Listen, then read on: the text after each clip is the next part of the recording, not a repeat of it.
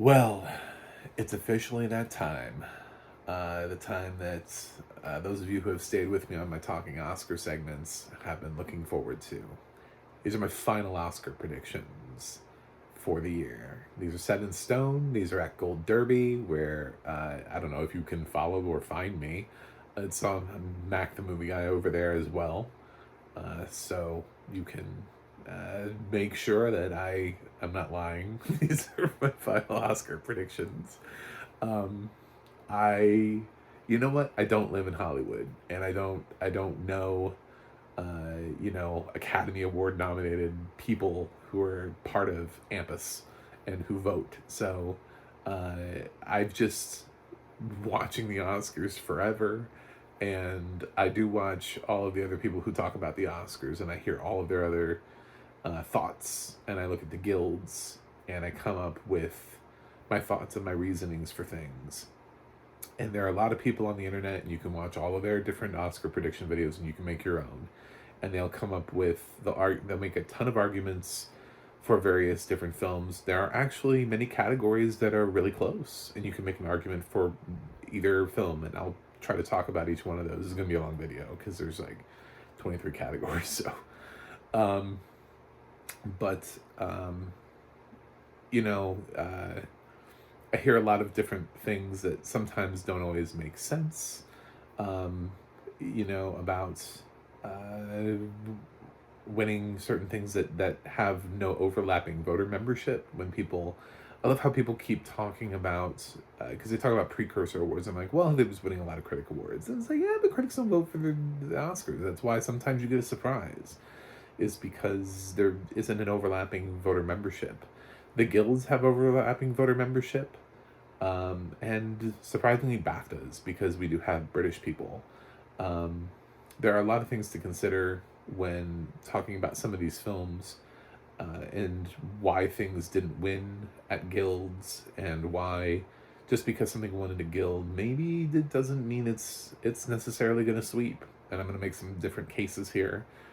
I'm going to take a couple chances, but what I'm going to try to do here is I'm going to do something a little bit different, and I'm going to start off with easy categories and work my way up to the tougher categories. So basically, what do I think is what can I breeze through here up at the beginning? Remember, I'm a blind film critic, and if and up front, I'm gonna say if you could subscribe, that'd be great. And here we go. So, what I perceive as the easiest category, the one that is done, is Best Visual Effects. I think this is going to Avatar The Way of Water. I don't see it going anywhere else. I suppose if I could try to make a case for maybe who the second place is here, maybe I would go with Top Gun Maverick. Um, the thing is that that's a lot of practical effects because they did actually fly the planes. There are actual real planes there. Um, so you'd be voting for practical effects versus what essentially is an entirely blue screen motion capture world that pushes its boundaries and has like an underwater society. And I haven't seen Avatar, and it's really weird for a blind film critic to be commenting on visual effects. But James Cameron, he won this award with the first Avatar, and it took him this long to get a sequel out because of the visual effects. He needed to advance the visual effects far enough to be able to do what he needed to do for this film. So, I think there's something to be said for that, and I think this is the award that Avatar is walking away with at the Oscars. So, my vote is Avatar: The Way of Water. The next easiest category for me, because it just doesn't make any sense to go anywhere else, is Best International Feature. Yeah, it's true. I mean, I looked at BAFTA, and they had their Breakthrough Performer Award, and it should have gone to Daryl McCormick. He was the only one nominated outside the category. He was the only one that made it into an actual real category. And that's the general rule with these things, is if you have something that makes it out of the category and into sort of the bigger category, the more overarching category, that's what wins. it looks ridiculous when it doesn't win. Um, so, I mean, All Quiet in the Western Front is in the Best Picture race. It's literally named as being one of the top 10 films of the year. So for, I don't know, EO to win, uh, then the question becomes, why isn't EO nominated for Best Picture? You know? Why wouldn't Close be nominated? Why isn't Argentina 1984 then nominated for Best? So, it's one of those things where it's so stupid that you can't really, I can't fathom the international voting branch voting for something else here. I think they got kind of backed against a wall. I think at the Golden Globes they had a little bit more freedom because All Quiet wasn't nominated for Best Picture. But here, they, whether they like it or not, they just got to take it. They got to take one for the team and take it up to whatever. Here and vote for All Quiet. That's it, done, signed, sealed, delivered. Sorry, your film got nominated for Best Picture. I think you're legally obligated to to award All Quiet on the Western Front for Best International Feature. Coming up for my third category, the third easiest category of the awards ceremony, is Best Animated Feature. This has won pretty much every single possible precursor award it could win. When you list every single every single award ceremony, it's gone to this. Anybody who awards it any sort of animation, this wins everything. Except maybe, I guess, some Critics Circle. Maybe I don't know, St. Louis Critics Association gave it to somebody else. I don't know, but I don't care. This has won everything. It will continue to win everything. The winner here is Guillermo del Toro's Pinocchio. That was easy.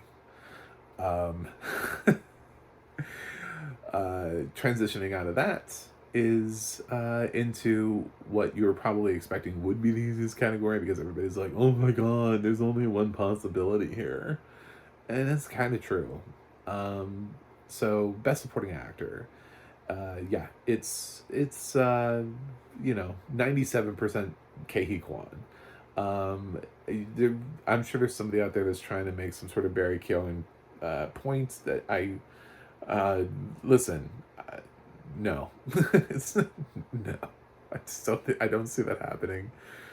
I don't see that being a BAFTA repeat. I think there's something about BAFTAs did not like Everything Everywhere, and to an extreme extent, and it affected it across the board. But Kay did win the SAG award, and Kay has won basically any other precursor award, and he's been able to give like 1,000 speeches, and he keeps going up on stage, and we keep getting reminded, that's the kid from the Goonies and Indiana Jones, and he didn't work for a while, and now he's working again, and that's nice. So, I don't really know who would steal this award from him. I have no idea. The general consensus seems to be that Judd Hirsch has the best shot at like a oh my god, he's about to die prize. I'm very blunt, but that's about it. That would be that's why he got the nomination, if we're being honest. It's a good performance, but there's a lot of ways that you can recognize a performance, but you can just call it good. It doesn't need to be one of the Oscar nominees. I think it's a great performance. I don't think it needs to be in the final five. It's a really small performance. I think he has probably the best shot, though. If it's not Kay, I think it's actually Judd, not Barry. So, that is Best Supporting Actor.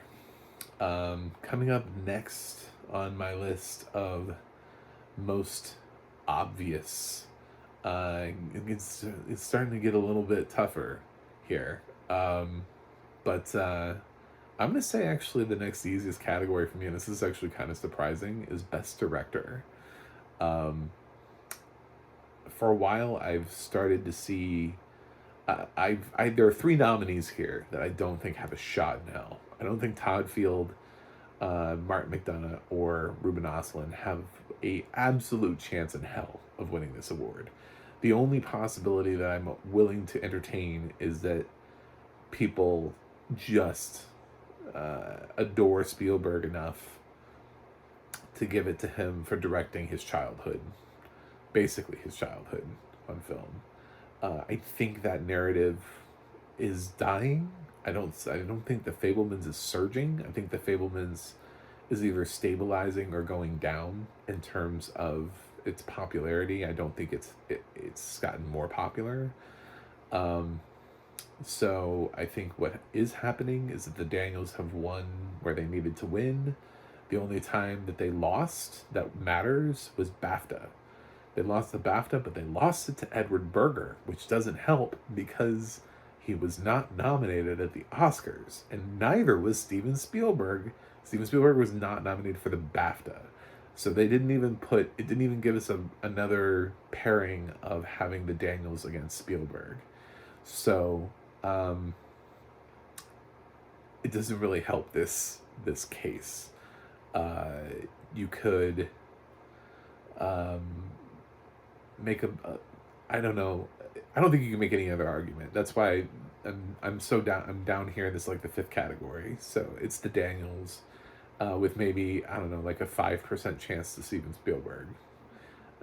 I think there's a pretty decent gap between the Daniels and Steven Spielberg. I feel pretty good about that. All right, so moving on to the next category, which is it's every time it gets incrementally harder. Believe it or not, every time from now on, it's getting slightly harder. But my next one is Best Original Song, and so they're never going to give Diane Warren an Oscar in this category, and they're certainly not going to give it for a film that nobody has any idea what it is, and nobody's heard the song. Applause. It would be extremely upsetting. People would be angry if Applause won. So that's out. It's dead. DOA. The Everything Everywhere song was kind of considered a little bit of a surprise that it got in. The only way it's going to win is if Everything Everywhere is so massively popular that it just sweeps and wins every award humanly possible. Like it wins like 11 out of 11 awards. I think this is like the least likely award it has to win. I think Lady Gaga's Hold My Hand, she already has an award. And she's not even performing the song live. I don't think that affected the voting, but I think that says a lot about what she thinks her chances are to win this award, and also what the Oscars think her chances to win this award. It's Lady Gaga. If you could get her to perform live, you get her to perform live. So either the Oscars don't care, she doesn't care, but they've gotten the hint that this is not going to win. So it's down to Rihanna's Lift Me Up and Natu Natu from RRR. There is something to be said for this being a little bit closer. I think RRR, because once the nominations were announced, people kind of stopped talking about RRR. It only got the one nomination. There was nothing else it could be nominated for at that point. There was nothing else to push for it. So RRR fans just kind of petered out and went and did other things. They just started watching other movies, and they got really quiet. However, Lift Me Up is a tribute song, and a lot of people think that Lift Me Up, because Rihanna performed it at the Super Bowl, that was a way to get Lift Me Up in the race, which is why this race is a little bit tighter. I think Lift Me Up has a solid amount of votes. I don't think it's enough to beat Natu Natu. I think Natu Natu is part of like a cultural movement thing that's going on. I think in general the nominees are weak. Yeah, I think Lift Me Up is weak. And as far as being a tribute song, and the Oscars going for it because, oh my god, Chadwick Boseman died. I don't know if you know that, but Chadwick Boseman died. Yeah, it's not. They didn't even nominate See You Again from Furious 7, so they two shits they not give. So it's not a factor. It's whether or not they like the song, and I think Natsu is an opportunity for them to recognize an entire brand of cinema that they haven't even talked about since Slumdog Millionaire. So, yeah, this is Natsu. But I think Lift Me Up, I would give it actually a pretty solid, I would say 25% chance of spoiling here, of coming through and just suddenly being like, oop, I got it. All right. Coming up next on my list of who's up for it is actually Best Production Design. It's a weird category to go to next. I understand that, but Babylon has pretty much been winning this everywhere it needs to win this. This is one of those things where you look at the precursor awards and you go, who's got Babylon. Babylon's been winning a lot of precursor awards. It's just true. So I think this one's going to Babylon. I don't really know necessarily because of the precursors. I don't really know who would be the second place trophy here. I think you're just kind of making a guess with anybody else in this category. So I think it's just Babylon, and I don't even know what the second place choice is. The only reason that I hesitate a little bit is because I feel like Babylon's steam has died. I think it's dying, and it didn't get that many nominations. So this could be its only win. Sorry, Babylon. Anyway, moving on from that, we're going to move into Best Animated Short. This one kind of makes me sad that it's this small. And the problem is that I don't see there being a clear front runner here. What I see is I see Apple, and I see 4 other documentary animated shorts that are competing against Apple. The Boy, the Mole, the Fox, and the Horse is considered to be the front runner here.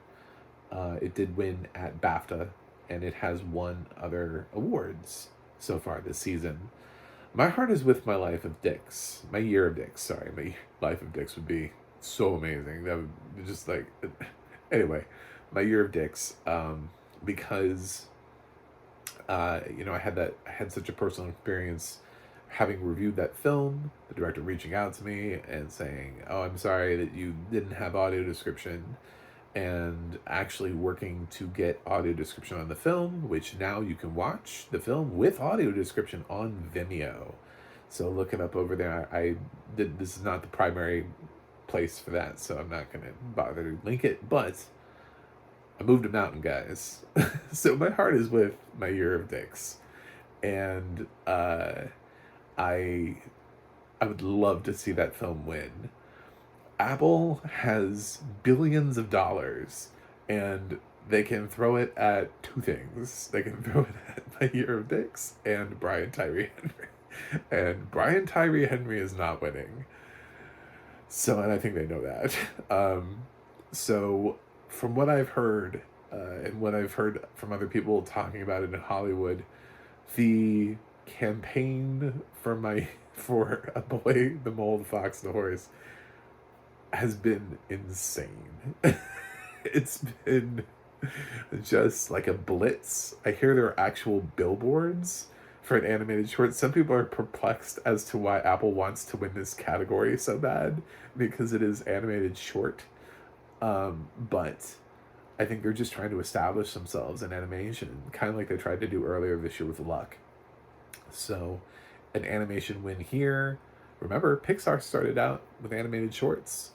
So, yeah, I think that's what they're trying to do. They're trying to build themselves momentum as an animation art studio before they get rolling. I think that's the favorite here. As far as what is in second, You know what? The only film I haven't heard much about is An Ostrich, so whatever, blah blah blah. It's got a weird title, but I haven't heard anybody actually talk about the quality of the film. There are a lot of people who like My Year of Dicks. There are a lot of people that like The Ice Merchants, and there are people who believe that The Flying Sailor has a shot because I guess where it comes from, they've won a couple times before. So it is possible. It's one of those like don't count it out as a surprise. So, but the problem is that there doesn't seem to be a clear, obvious second place um, runner here, and that's why I'm going with the one that everybody keeps talking about, because we couldn't come up with a clear second place, and there can't be three films trying to overtake it. They're just all going to vote splitting. They're all going to have fans, and they'll all come up with a decent percentage of votes. But I think at the end of the day, Apple's insane campaign for the film will end up winning. So that's that. Moving on from there, I'm going to go over to Best Sound, which is a category that's a little bit closer because a lot of there are a couple there are actually some runner-ups here that are worth discussing, and those are Elvis and All Quiet on the Western Front, that I'm not predicting to win. Elvis is a music uh, film with a whole different sort of sound design that you're looking for, um, and it could very well win. I think it has there. I see a path. I see where it wins, but I also look at All Quiet on the Western Front, and I look at the fact that it got 9 nominations, and it's a war film, and war films with the explosions and the bullets flying and the screaming and all that stuff. Yeah, I could see All Quiet on the Western Front winning, but I think the sound design here is actually going to go to Top Gun Maverick.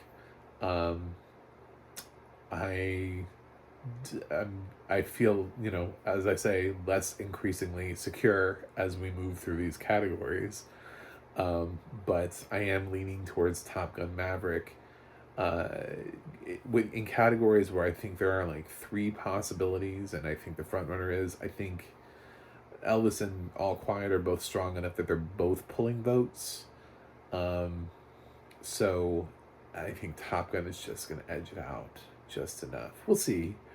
I don't feel great about this category, but we're moving on.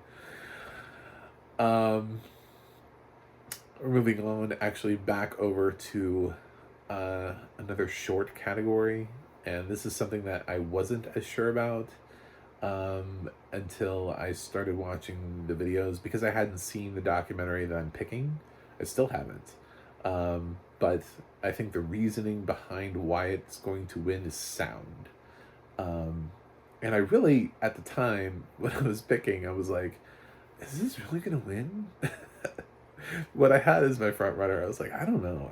Is this a winning doc? I'm going with Stranger at the Gate here. This has Malala is actually campaigning for this. I mean, you have Malala Yousafzai campaigning for your film. I don't know how I don't know how you beat that. She's involved with the film. I think that matters. Sometimes with these smaller films that come from nowhere, it does matter when you get somebody involved in them. And I was leaning towards Elephant Whisperers because I thought Netflix was pushing enough money into Elephant Whisperers, but they also have Martha Mitchell effect. So it's almost like they're campaigning their own competitor. So even though Elephant Whisperers was the preferred, the seemingly preferred one over the two, Netflix is running 2 documentaries in the same category.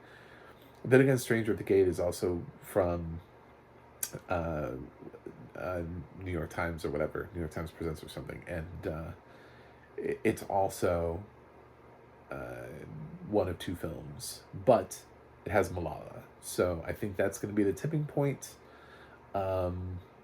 It's really hard to predict these categories. These are the categories where usually the people end up winning or losing. Based on this is where you either win Gold Derby or you lose Gold Derby. Is did you correctly predict the short film? Because there are plenty of people who have predicted all of the primary categories correctly, and then they get down to the shorts and they just don't get any of them. So, but I like the reasoning here, and we'll see. We'll see if I'm right. But I feel best about that. Moving on from that, we're gonna move into best documentary short into documentary. And for best documentary, I actually this is something that is again it's a little tight. I think All That Breathes and House Made of Splinters are both no's. I think House Made of Splinters was kind of the surprise here, and it had a lot of ground to gain in order to get people to get it watched and get it seen and to get the momentum going. It didn't even have a distributor. It got a distributor because it got an Oscar nomination. So somebody had to jump on this and push it out there real fast so everybody could see it. But what has been happening is Navalny has been doing really well. There is a war in Ukraine. This is a very anti-Putin documentary. And I think the political tide will move in Navalny's favor. A lot of people do like Fire of Love, and it has won a couple awards. All the Beauty and the Bloodshed is still very much in the mix. I would not count either one of those films out. If you're looking for something, if you disagree with me about Navalny, which did win the BAFTA just recently for Best Documentary. It's won some other prizes too. That's not its only award, but Fire of Love has won some stuff too. So yeah, I just think the tide is turning in Navalny's favor. I think there's a moment, and we keep pointing towards the war in Ukraine, and it feels like the kind of thing that Hollywood would do. Two of the documentaries here are actually about Ukraine one way or another. So is House Made of Splinters. So in a way, like the Russia-Ukraine, whatever, anti-Russia stuff. So I think Navalny's going to win. That is my bet. All right, so moving on to my next category. And I don't know that I feel great about this one, but it's Best Original Screenplay. And I look at it as I stare at two different screenplays. I stare at The Banshees of Inisherin with Martin McDonagh, and I stare at Everything Everywhere All at Once. And I wonder who will take this trophy. And at the end of the day, I'm willing to gamble on the fact that Martin McDonagh is going to lose this award again. And Everything Everywhere All at Once will win this award because it really is original. It really is just so bizarre and bonkers and absolutely crazy and insane that I think that this is going to be something that Everything Everywhere wins. But if I had to pick which film I think could upset it, I do think it is Banshees. I think it's Martin McDonagh's really well-written script. I think Steven Spielberg and Tony Kushner's The Fabelmans has kind of leveled out. I think it's a shame that Tony Kushner can't give himself an Oscar. I don't think Todd Field for Tar, and I definitely don't think Ruben Östlund for Triangle of Sadness are going to happen here. So those are my predictions for best. That's my prediction for Best Original Screenplay. Everything Everywhere All at Once. I think it's actually a lot closer than people think it is, though. Moving on to my next category, which is going to be best makeup, which is probably going to be a little bit telling of where I'm headed later on down the line. But you know what just won the Makeup Society Award? It was The Whale. Um, and there's something, yeah, okay, so Elvis is in here, there's a mix, right? And a lot of people believe that the Makeup Award is going to end up aligning with the performance. Makeup and hairstyling is technically the award. Um, so they look at, well, if you believe Austin Butler is going to win, then you pick Elvis. If you believe Brendan Fraser is going to win, then you pick The Whale. The thing about Elvis, though, is I saw plenty of people kind of poking fun at the Tom Hanks makeup. And I don't know, it's really hard for me to comment as a blind person on what the makeup actually looked like. But if this is one of those like Jared Leto and House of Gucci things where the makeup doesn't quite look very good. People have a problem with Brendan Fraser in a fat suit, but they haven't said he looks terrible. You know what I'm saying? Like, they haven't said that the prosthetics look bad or that they're poorly done. But I've heard that about Tom Hanks and how he looks in Elvis. Just like I heard it about Jared Leto with House of Gucci.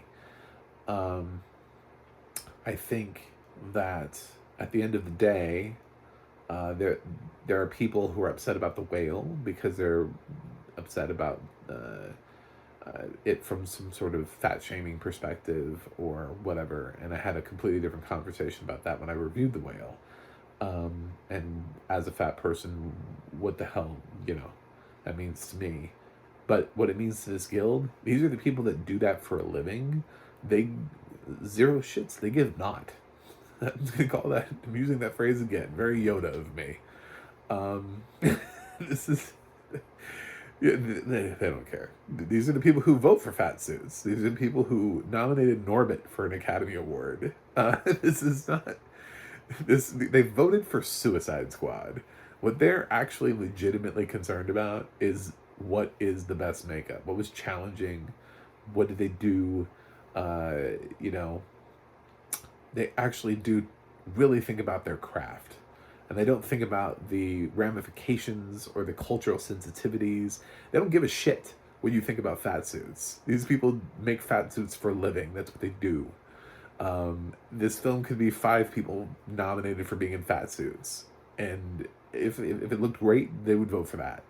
It just doesn't matter. So I'm predicting The Whale.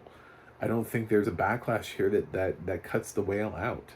I think I think Brendan Fraser sat in that chair for 7 hours and put on his prosthetics every day. And I think it's gonna be hard to beat this. Yes, Austin Butler had a little bit of work done so that he could age himself, but the only other character in that film who really had work done was Tom Hanks, and people have kind of made fun of it. So it's a little hard to say that. Whereas with Suicide Squad, I don't think anybody made fun of the makeup the year that it won. I think people just thought the film wasn't really Academy Award worthy. So it's a little bit different. They vote for the work, and that's The Whale. I hope I've convinced you. All right, so coming up next on my slate of who will win their awards is Best Cinematography. And this one kills me because this is one where I even wrote about this when I gave my first Oscar predictions.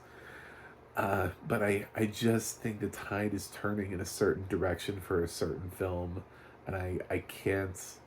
I've seen and I've heard some of the people who have talked to some of the nominees, and I saw what BAFTA did, and I can't ignore it. Yes, I'm really happy that Mandy Walker won for her cinematography for Elvis and became the first female to win the ASC award for cinematography. This is a category that has been a boys' club. It's been a boys' club for years. The ASC, though, is the entire guild. That's everyone. That's including females, the female cinematographers who are part of the guild. Um, so she had a little bit better of a chance, being she's only the third female to ever even be nominated for cinematographer. She's it's almost like she's making history just by being in the category. I would love to see her win. I would love to finally put this thing to rest and finally have this category be done with and be behind us and finally have at least one female winner in this fucking category. I think it's going to All Quiet on the Western Front. I do. I don't trust them. That it's like betting it's like betting on history, and you're just like, you can only bet that they're gonna break the mold just so many times on Oscar night, and I'm gonna bet it somewhere else, and I just can't keep betting that we're making progress in every single category. I think All Quiet on the Western Front is a war film. It's, from what I understand, it's shot beautifully and captured beautifully, and I believe this won the BAFTA, and I don't even think it was nominated. See, that's the thing about All Quiet on the Western Front, is what you have to realize is a lot of times it hasn't been nominated for things because these are American guilds. These are guilds of America that nominate American cinematographers, they nominate American editors, they nominate American costume designers, they nominate people who are part of the guild. It's not, I think some of them can nominate outside the guild, but I think some of them can't. Banshees of Inisherin, for example, was not nominated at the WGA, and I think it's due in large part to the fact that Banshees is not recognized as being an American film, and Martin McDonagh perhaps is not a member of the Writers Guild of America, being a UK based writer who generally has made his work there. I think they just intentionally didn't. I think that was left off for reasons. So when I look at films that were made outside the country and I look at how they're underperforming in American guilds, it gives me pause, because I don't know that it necessarily means what it means. And then you have to think about the little voting body, which is it's not the same. It's not everybody. It's the people who have won and who have been nominated here before, and a lot of those people are international people, and they're not going to be afraid to vote for All Quiet on the Western Front. And so there are no women voting in this category. She has no support, so she would need a bunch of guys to suddenly wake up and be like, you know what, we should really do the right thing. And they haven't done that before. So I don't know. I don't know that this is the year for that. I think, I'm sorry, Mandy. I would love to see you win, but I think it's All Quiet on the Western Front. So, moving on from that category into another category where I think a woman is going to lose. I'm sorry. And that's Best Adapted Screenplay. There's a lot of talk about how Sarah Polley is deserving of this award. They're like, it's been all season. Everybody's just, it's you would think that like it was predetermined by Nostradamus in one of his predictions that Sarah Polley was going to win the Academy Award for Women Talking. She has a lot of love. It's her film's only nomination outside Best Picture, and I think All Quiet on the Western Front is a well-known novel. It's a classic novel.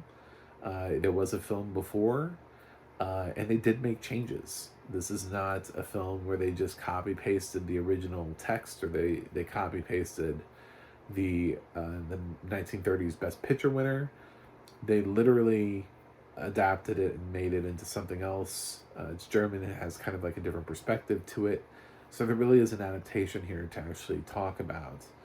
I don't really see the other nominees winning. There's some people who think Top Gun Maverick is going to win here and surprise the hell out of everybody. That would be surprising. It doesn't feel like a screenplay movie to me.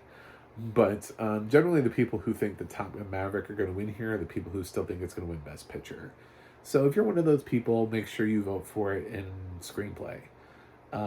Generally, screenplay nominations, the Best Picture winner ends up winning down here too. So, all quiet.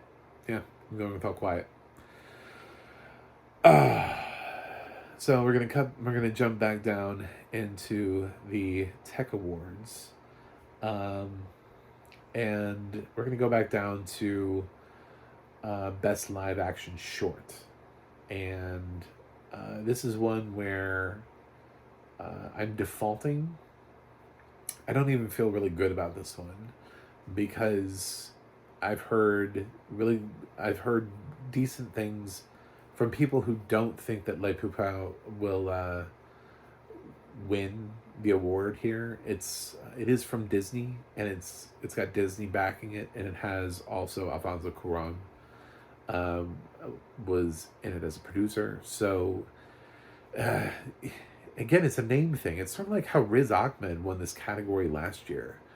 Um, it, when you actually get somebody who's a celebrity of note, it goes back even to like The Boy, the Mole, the Fox, and the Horse, why it's so popular. It actually has a real voice cast. Idris Elba is in the voice cast of that film. When people go a little bit too big for what the category is usually used to, it ends up sort of standing out. And then you get Kobe Bryant standing on stage winning an Oscar. So, um, yeah, I think the combination of Alfonso Cuarón and Disney is propelling Les Poupard, and the fact that when people go, well, if not that, which one? Well, I've heard both Irish Goodbye and The Red Suitcase. So, uh, if I don't have a clear second place runner here, but I look at Les Poupard and I don't know. I I I I don't feel great about it. I saw the film. I I, I don't watch a lot of shorts. I don't know much about this category. Basically, I'm voting for Alfonso Cuarón at this point, to be 100% honest. So if you want to vote for something else, that's fine.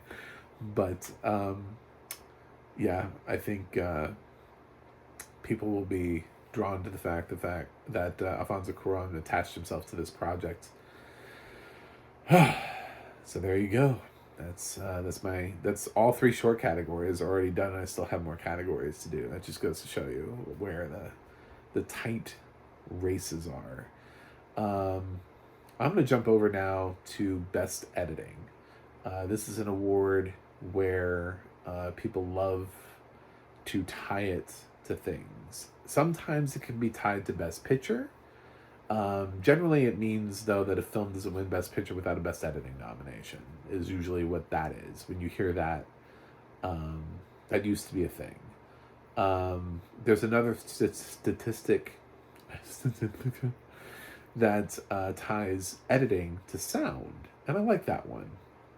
And uh, I've I've heard about the amazing sort of mini documentary that they made and showed about the editing process for Top Gun Maverick.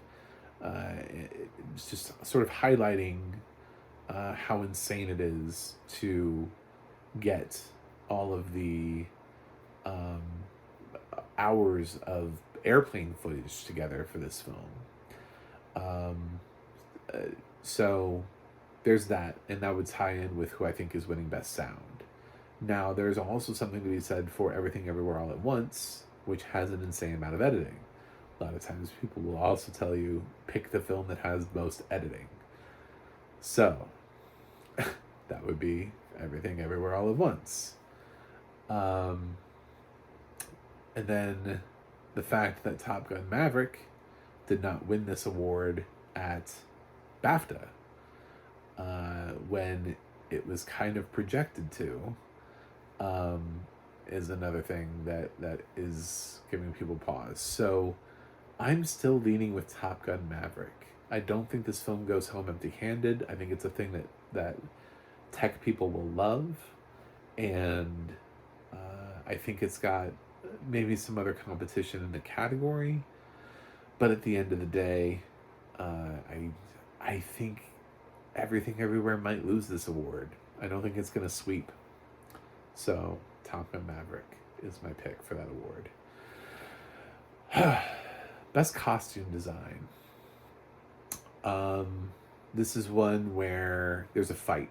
We're fighting in amongst those who predict Oscars, and we're fighting between Elvis and Black Panther: Wakanda Forever. Basically, a lot of people believe that because Ruth Carter won for the first film, that she'll win for the second film. I think that's a fallacy. I don't think sequels always win a lot of awards, or always just keep continuously winning in the same category.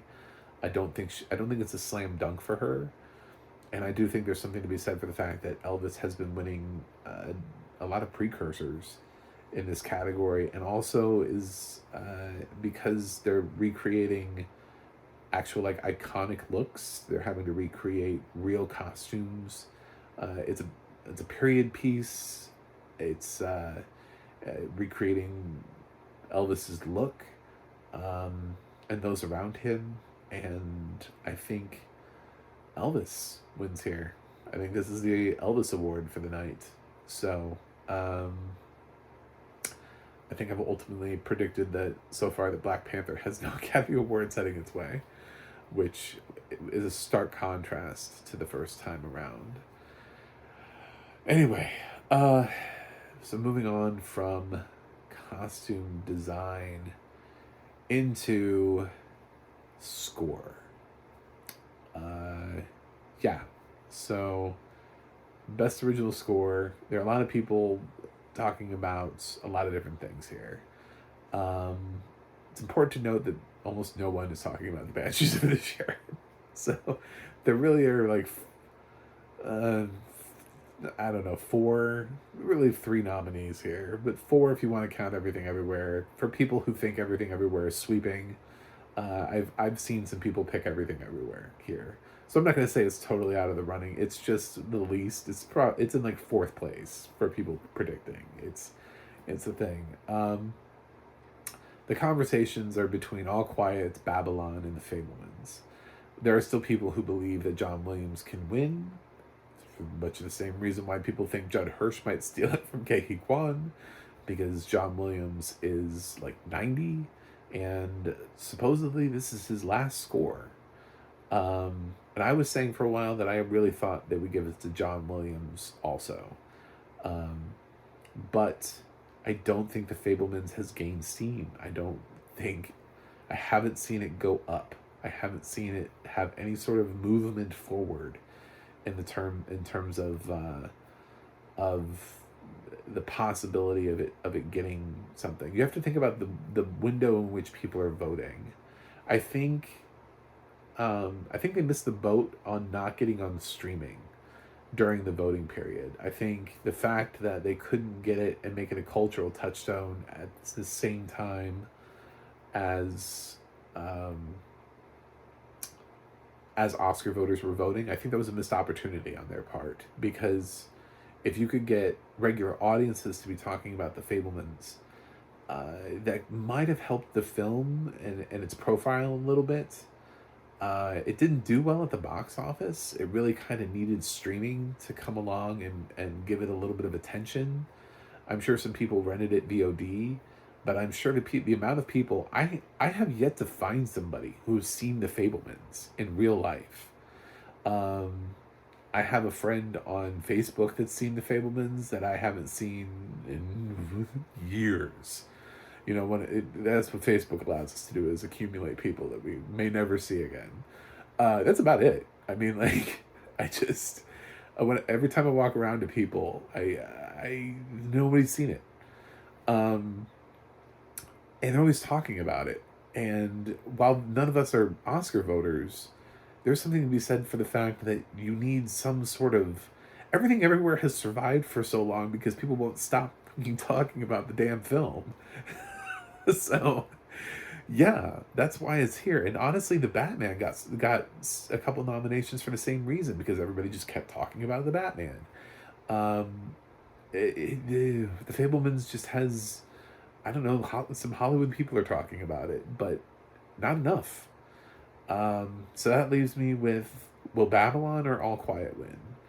And I try to remove my own personal feelings about the score, because if it was my vote, it would be All Quiet.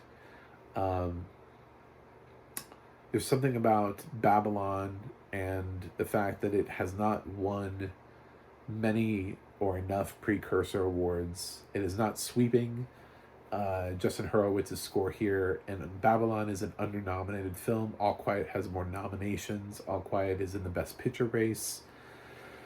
So if anything is gonna surprise here, I think it might be the score to All Quiet on the Western Front, and I'm gonna pick All Quiet.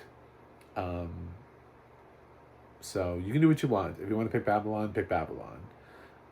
If you believe that Justin Hurwitz is going to get a score here, just remember that the Globes, a lot of this, one of the statistics people are using for Justin is his Globe win. The Globes have no overlapping voting, and Justin, while it's true that his score for La La Land was well received by the Oscars, they didn't nominate First Man, so he was left out of the race. It's not like he's universally adored by this branch, and he's not very much not guaranteed a win here for Babylon for that very reason. This is not a home run for him. And with that, I actually believe that I've done all of my below the line categories, which means I finally have to talk about, oh God, the acting categories. And I'm as scared as you are about it. Yeah, it's I don't even know which one to start at. I think they're all equally. I've got 4 categories left, and I really don't know. And I'm basically starting to lose my voice. Supporting actress. We'll just start with supporting actress. I already did supporting actor. Supporting actress is a 3-way race. There is no clear frontrunner. And I don't actually believe it's a 3-way race. I'm sorry, but Angela Bassett, there was a lot of talk about her early on winning this award. Some people still believe she will win this award. I actually believe she is the frontrunner at Gold Derby. She's in a Marvel film, and I think that it matters to a lot of people. I really do. I don't think they're going to give an award. She's already made history by being the first to be nominated from a Marvel movie. There are people that believe that that the Oscars owe her an Academy Award. I think that's a fallacy. I think that the idea that everybody who voted to nominate her also was going to vote for her to win, they didn't know when they were voting to nominate who the final 5 would be. So I don't know that that's true. I don't know that those votes will hold up. A lot of people probably just wanted to see her name up there again for the first time in 30 years, just like with Judd Hirsch. I don't think these people voted for Judd Hirsch and Angela Bassett because they thought, oh, it's been such a long time since their last nomination and we need to hand them an Oscar. That might be like 1 or 2 people that did that, but that every vote that got them there wants to do that. I just don't see that. So if you're looking at people who won awards where voting bodies overlap, you're looking at Jamie Lee Curtis, whose SAG award was, and she got to give a great speech there. And you're looking at Carrie Condon, who won BAFTA. Both of those actresses had the opportunity. Both of those actresses were up against Angela Bassett, and both of them beat Angela Bassett. Jamie's performance, there's a narrative that she's overdue, I guess, but she was overdue for a nomination. I don't know if she's overdue for a win. If you're voting based on performance, I think people are voting for Carrie Condon. I think she ends up becoming the frontrunner, and I think she becomes the award that Banshees wins this year. I think Banshees, there's a really odd statistic. that basically for like the last 10 Oscars, uh, Best Supporting Actress has been the film's only win, which is weird. So it doesn't kind of line up for it to be Jamie Lee Curtis. It lines up for it to be either Angela or Carrie. But I'm not predicting Banshees anywhere else. So I think this could actually be the Banshees' only win. This could be Carrie Condon. I'm picking Carrie Condon for the Banshees of Inisherin. I think she's I think she's gonna sneak out the win here. SAG does not always go 4 for 4. And depending on how I'm predicting, depending on how you're predicting, yes, they went 4 for 4 last year, but they don't always go 4 for 4. Their statistic is not always a sweep. So it's pretty safe to try to bet, to try to figure out which one of the four did SAG get wrong. Which one is the one that SAG got wrong? And I definitely don't think it's Kay. So I'm flipping supporting actress to Carrie Condon. Moving on. We'll tackle Best Actress because I think I've showed my hand a little bit on Best Actress and Best Actor, so it's a little less surprising now. This is a tough race. So Michelle Williams and Ana de Armas, much like I should have at least mentioned Hong Chow and Stephanie Hsu, they get to sit in the ceremony. Welcome. You get to sit. Congratulations. You're not winning. Your campaigns died. Rest in peace. I think there's maybe like a 5% chance that the Academy calling out Andrea Riseborough just pissed people off more and she got more votes. But we're talking about somebody who wasn't even expected to be nominated all of a sudden just sneaking in. She has no precursors, you know? I mean, it would just be so unheard of for her to win. I do think she got more votes, though. And if you're asking me, like, where do I think she lines up? I don't think she's last. I think she has votes. And I think people are voting for her to win. Not just to be nominated, but I think some people got angry that the Oscars even attempted to try to second-guess her. And there's also the fact that Cate Blanchett is openly campaigning for Andrea Riseborough, and that's one of the things that gives me really a lot of pause here with Cate Blanchett and her winning this Oscar, is I feel like she's almost set up Michelle Yeoh to win. People like Michelle Yeoh. She was able to give some great speeches this year, and when Cate Blanchett gets on stage, it's very just sort of like, another one. It's like, I'm sorry that we've inconvenienced you by awarding you a trophy. Not only was she openly campaigning for her competitor, but she also is kind of like, really, I don't care. I mean, so if she gets on stage for Tar, she's not going to be like, necessarily giving this like effusive, just like, oh, thank you so much for this moment for my third Academy Award. That's another thing. It's her third Academy Award in less than 20 years. And you could say that the Oscars love Cate Blanchett. They do. They love her. They love her a lot. She's been nominated a bunch of times. She was not nominated last year for Nightmare Alley. They did not love her enough to put her in the race for Nightmare Alley. So there's a little something about how much they love Cate Blanchett. Michelle Yeoh, really the only time she's come close to the Oscars she's only had 2 films. She was kind of floated for Crazy Rich Asians, but it's not really an Oscar movie. And the last time would have been Crouching Tiger, Hidden Dragon. So she just doesn't get that many opportunities where she's even in the mix for this award. So I think it's going to go to Michelle Yeoh. I think she anchors one of the most popular films of the year. SAG liked her.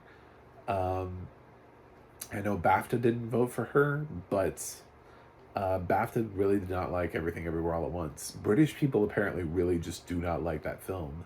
At the end of the day, though, this branch has to look at a couple things, and this branch has seen Cate Blanchett give some speeches where she's like, I don't care. Vote for Andrea Riseborough. And meanwhile, Michelle Yeoh is inspiring. And gratitude goes a long way, I think. So my pick is Michelle Yeoh. Um, for Best Actor, uh, it's again Paul Mescal, Bill Nighy. Congratulations on being nominated. Go sit down. Colin Farrell. There's a little bit of talk about how he's in this race. Sure, I'll entertain that. I'm not gonna say he's out of the race. Um, I would be incredibly surprised if he won. I think if he won, it's because Hollywood really loves Colin Farrell, and they really didn't want to vote for anybody wearing any sort of fat suit makeup. So, um, I don't think it's going to happen for him for this performance. I think he had a great year, and I would love to see him win. There were some times where I'd love to be wrong, and I'd love for Colin Farrell to somehow win this award. Which leaves us between Brendan Fraser and Austin Butler. I've heard the arguments for Austin Butler. He's in a Best Picture nominee. He's playing a real-life figure. They're using the Rami Malek factor of Bohemian Rhapsody.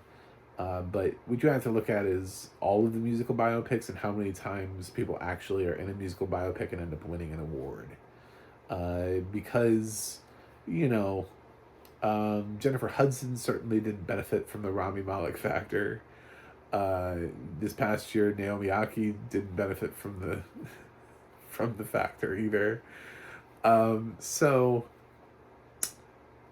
just because you're playing somebody famous and beloved doesn't necessarily mean you win an Oscar for it.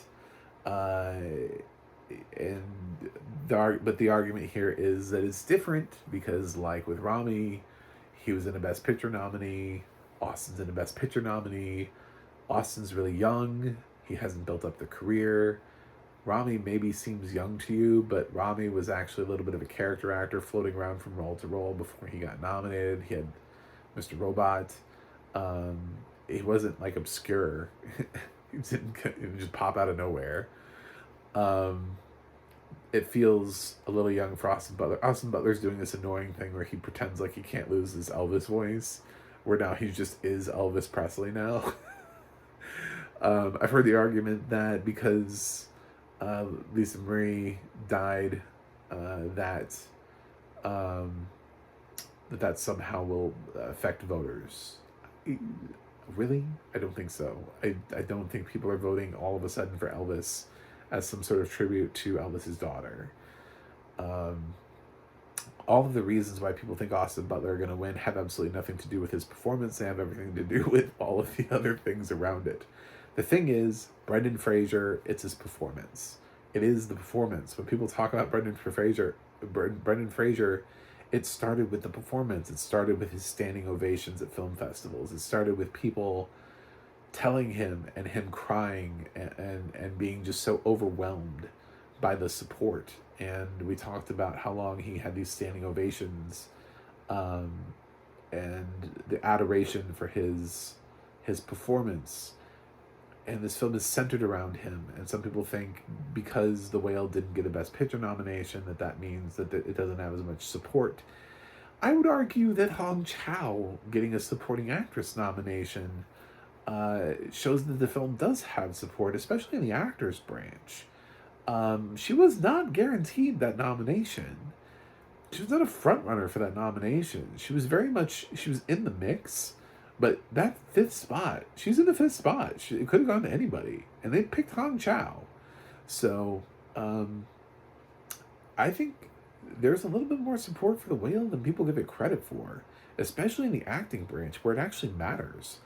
Elvis doesn't have any other nominations in the acting branch where the actors vote for actors. I think they're voting for Brendan Fraser. I really do. I really believe this is Brendan Fraser's. Every speech he's been able to give has been amazing, and he's been incredibly gracious. I just he lost the BAFTA, but he won the SAG.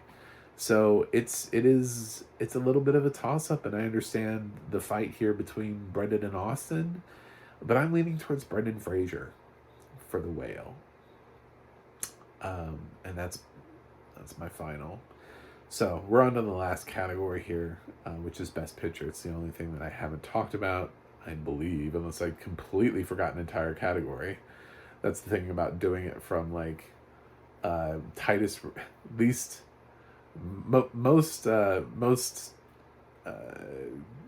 secure race to least secure race, I guess. Uh, and you're like, well, Best Picture. That's everything everywhere, right? Not so fast.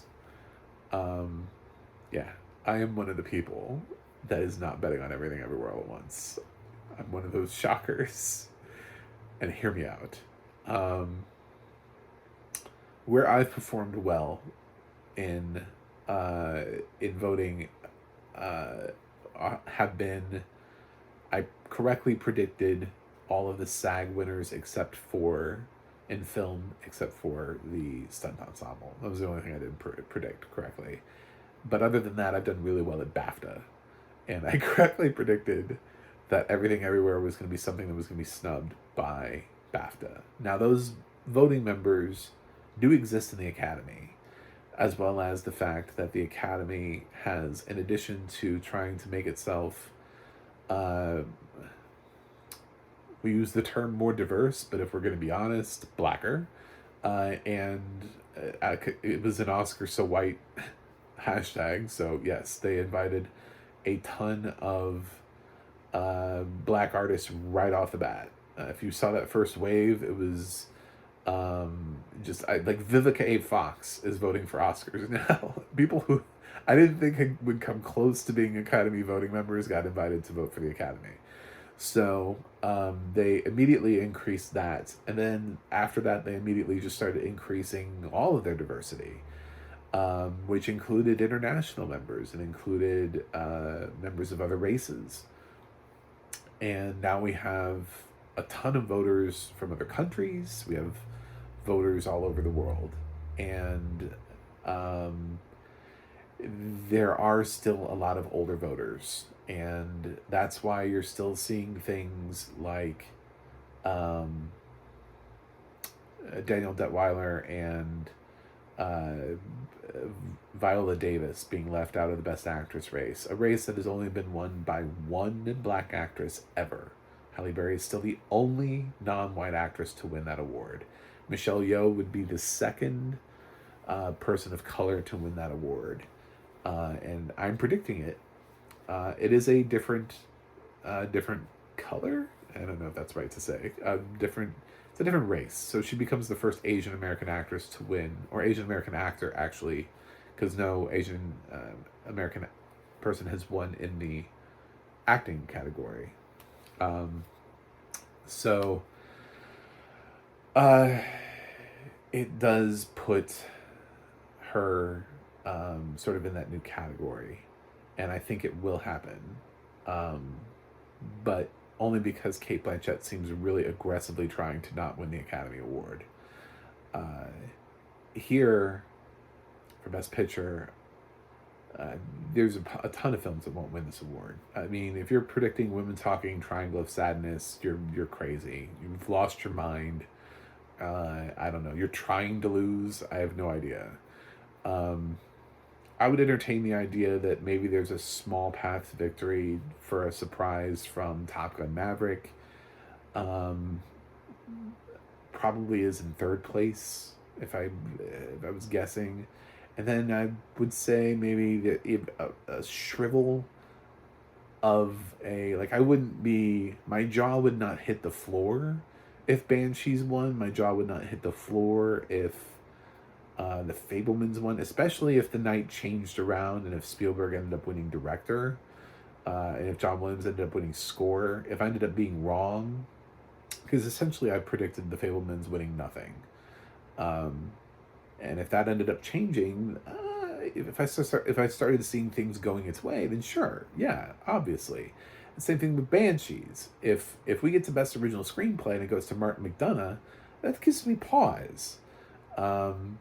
So there are ways in which some of these films could end up winning Best Picture. But the one film that I've been talking about, other than Everything Everywhere All at Once, which a lot of people have just been obsessing over, and has every right. Oh my God, this film, it's almost too perfect. This film has won so many of the exact precursor awards. It's actually, it's almost like it's begging to for it to be the statistic, that like one time, so that like 20 years from now we're like, but remember that one time when Everything Everywhere won all of the all of these precursors. Apparently there has been no film ever that has swept the way that Everything Everywhere has swept, with SGA, PGA, WGA, DGA, Golden Globe, uh, uh, Critics' Choice. There's been no film that has done that and has not won the award. Uh, and it doesn't have BAFTA. That's like its only thing. But here's the thing. That's the only place that Everything Everywhere actually had an opportunity to go up against All Quiet on the Western Front. The only time that it had an opportunity to defeat All Quiet on the Western Front, it didn't do it. And All Quiet on the Western Front is the second most nominated, tied with Banshees of Inisherin. Everything Everywhere has 11 nominations. Banshees and All Quiet both have 9 nominations. It is not a tiny little German film. This is not some little shitty film. This is not Drive My Car that I'm all of a sudden trying to project. This is the second most nominated film of the year, behind Everything Everywhere All at Once. This is a film also that, while people make the argument that it does not have the actors branch, which is the largest voting branch, it has the most members. I argue that it actually has the widest appeal of any film. And I don't mean that necessarily in terms of the tone of the film. What I mean is that All Quiet on the Western Front, because it has 9 nominations, and it has none of them are in the acting category, and it's also not nominated for Best Original Song. So it's actually nominated in 8 different voting bodies. Its other 8 nominations are all in places where a different voting body that only votes for that category is considering it. And that can't be said for Everything Everywhere All at Once, because Everything Everywhere All at Once does have nominations that are shared within categories. So it does have 11 nominations, but 4 of those are in the acting branch, which is one branch.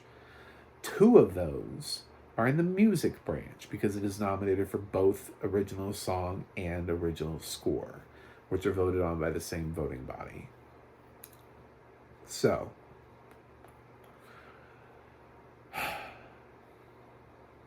I think All Quiet has gotten some really good exposure. It's gotten a lot of attention at the last minute. The tea leaves were being written a while ago when they first announced the shortlists, and All Quiet led for the Oscar shortlists. And then everybody was surprised because it did the same thing at the BAFTAs.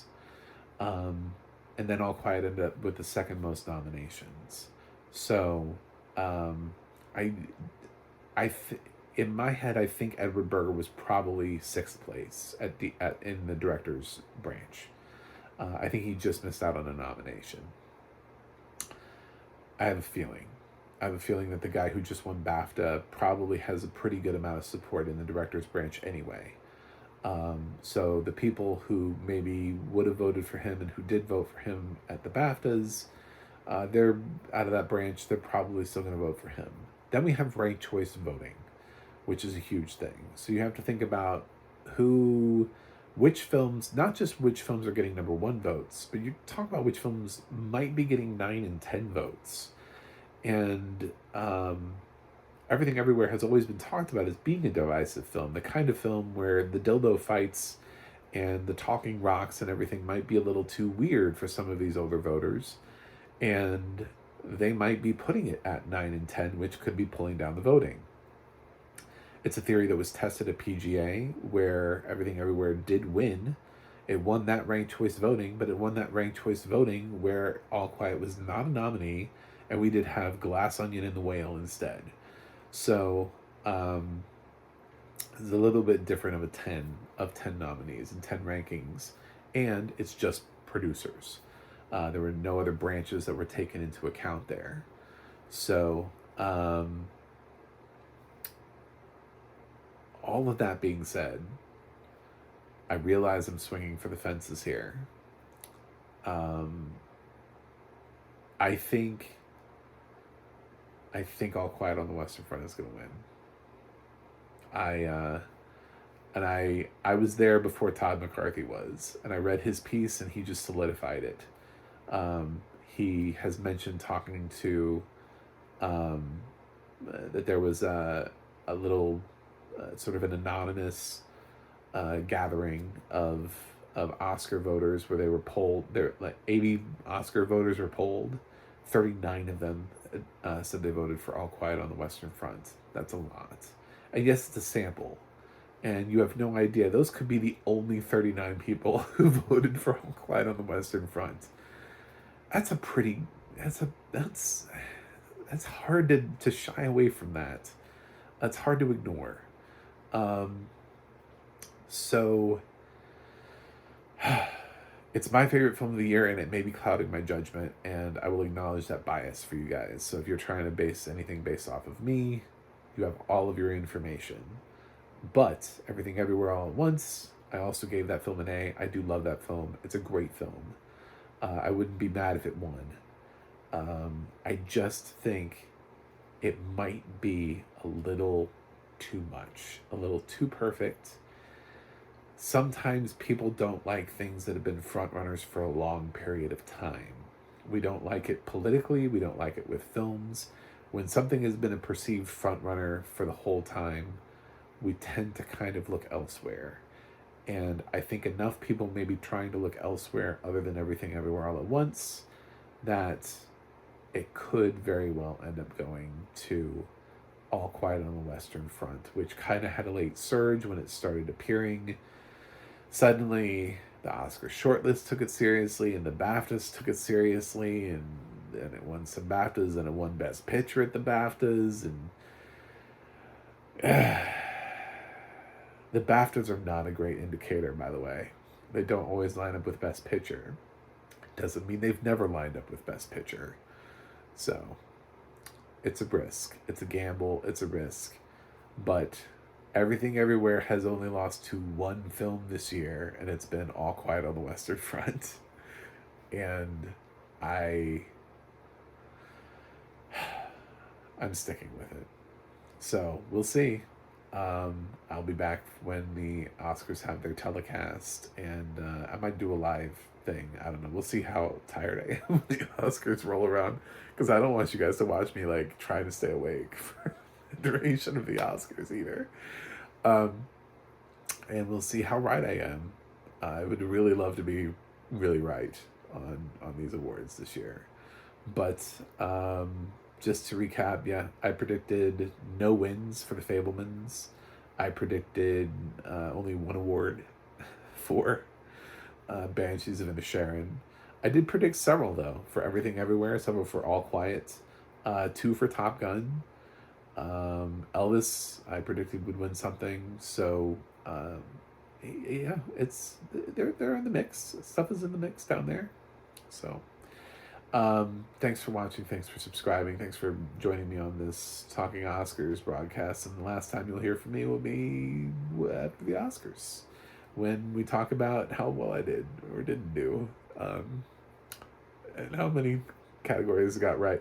I really want to be noticed by Gold Derby and be invited to talk on one of their segments. So I'm hoping I did really well. We'll see. Anyway, I will see you guys on the other side.